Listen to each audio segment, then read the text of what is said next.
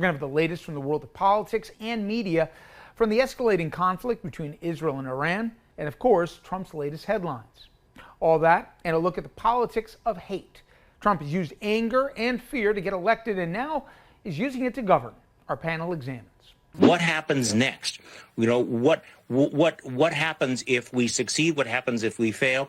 Could what comes next be even more dangerous? So this is one of those moments, to your question, when we need the most skilled, the most statesmanlike, the most sober and serious diplomatic and military leaders in the room managing this.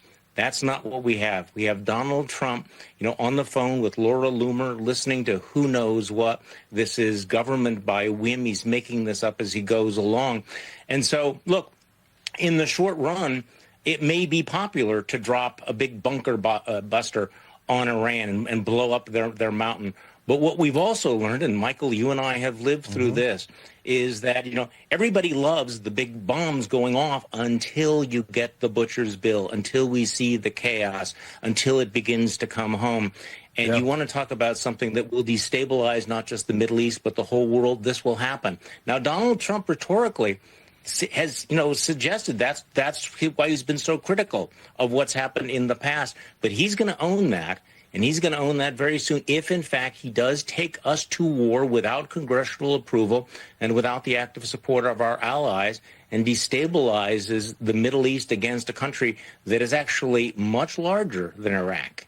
I was going to say real quick, everybody's begging for the bunker bombs, but don't want the body bags that come with it, and that's the problem. Well, that's why a left-right coalition has emerged to try to limit what the president can do. What's old is new again, isn't it, Stephanie? How are you doing? Oh, gosh, that warm, fuzzy, nostalgic feeling of unnecessary war. Uh-huh.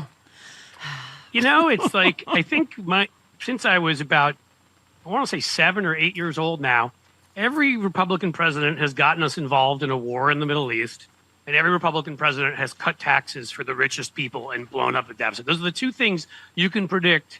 Oh, and found a way to force right-wing lunatic, Opus Dei, nutbag, justices on the court that have no business being there. Those are maybe the three predictable things about any Republican administration. And Trump was lagging. He hadn't gotten us into the Middle Eastern war, so he had to live up to that expectation. God. And Cliff, worse than that, with all the Iranian proxies in Iraq, we could be refighting the Iraq war. Top of this new, what could possibly be, invite a terrorist attack on our country, World War III, you name it. I think there's no hyperbole too hyperbolic this morning, is there? There isn't, because, again, there's a lot of asymmetrical warfare. I really enjoyed the part where, where the Trump administration was like, yeah, there may be some sleeper cells here. Oh, that's great. I love how the nonchalant, yeah, there could be some Iranian sleeper cells here, but you think of abroad, there certainly are in Western Europe. They don't have to cross an ocean. Yeah. There's American interests, American consulates, American tourists, Americans in all of these places. And then all the things they can do in the Middle East. They've closed the Strait of Hormuz, which, 30% or whatever it is of oil goes through. So, hey, all of you MAGA folks, get ready for your gas prices to go up. Yeah. And then they've got these proxies. We saw what they did with Hamas in southern Israel. Hezbollah has turned Lebanon into essentially a failed state. I mean, in a civil war. They propped up Assad and still have some forces in Syria. Like, there's a lot of people they can kill and a lot of awful crap they can do. That's a technical term, by the way. Yes. Yes. But there is. And there's just no purpose for this. None. I love that you retweeted Tim, who just said, I can't believe we're doing this. I mean, it's just, and the regime change, all the language is the same. Yeah. They all go on TV saying, oh, no, not regime change. And then Trump's like, yep, regime change. I mean, it's, here we are again. They're too lazy even to write a new script. I mean, it's like a sequel. Like, but with Trump at the helm, who makes George W. Bush look like, like Albert Einstein. Yeah. Like, we're going to end up, I mean, what could go wrong with a guy who's basically too lazy, too inept, too stupid to plan anything, where every week is infrastructure week that doesn't happen, and every 6 months he has a new healthcare plan he's going to give us that never arrives.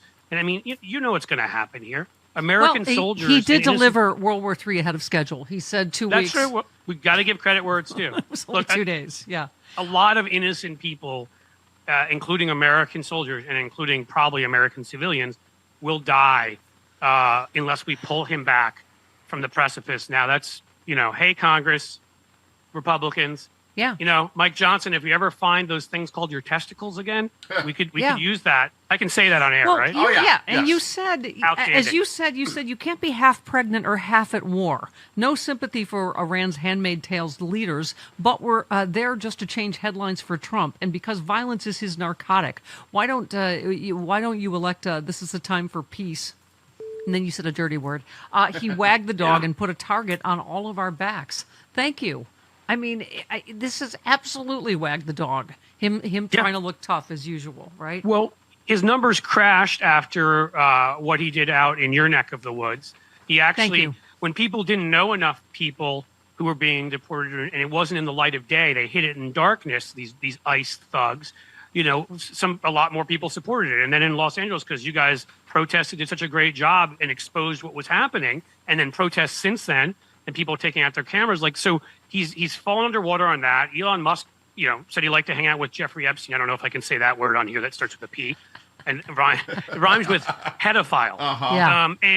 And because so there was the fight with Musk. There obviously is the budget that's going nowhere. There's all. I mean, all the headlines are terrible. So why not in LA? So why not change the top? And he's doing that. And there's a tweet for everything, as I keep saying all morning. The tweet, Obama's I predict going to attack Iran to get his poll numbers up. I mean, this was CNN's data reporter. This was last week? I don't know, Friday. I think we can say Donald Trump has lost the political battle when it comes to what's happened out in Los Angeles. Trump's net approval rating on the LA process. Look at this, overall way, way, way underwater at minus 15 points. How about among independents or those who don't identify with either major party, way even lower? Look at that, minus 24 points on the net approval rating. Saturday he bombs Iran, and is that a coincidence? I don't know. Right? Yeah, right. I mean, the only positive to all of this, from my perspective, I get worried that he'll get involved in more bombings, and if we do start actually killing Iranian civilians, and it's going to get a lot worse. But I think the one thing we have, as I was telling Chris before we went on air, is that he's so lazy and so incompetent and would so much rather be playing golf, cheating, of course, while he does it, kicking his ball ahead, if you call that golf. But doing that kind of stuff and eating like the crispy wings from KFC than actually doing any work, then war is work. I mean, even though he doesn't have to, he'll still find a way to not do much of it. He has to actually be told about it and, all that. So my guess is, he won't end up, and I mean, I'm not worried that there'll be a ground war. My worry is we'll be involved in more bombings because that will just inflame the region more, and that's going to lead to more Americans dying. I mean, let's just be honest and not sugarcoat any of this New York Times BS, about times may get tougher for Americans and there may no, Americans will die.